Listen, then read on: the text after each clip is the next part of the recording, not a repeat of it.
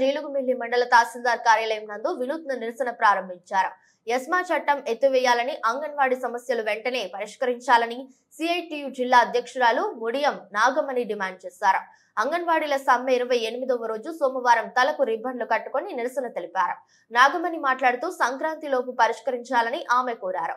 CITU మండల కార్యదర్శి Chittibomma Kondalarao, N V Apparao, Nagamani ఎస్తేరు, హైమ కృష్ణకుమారి, ఝాన్సీ, పుష్పకుమారి, జయలక్ష్మి, గౌరమ్మ నాయకత్వం వహించారు.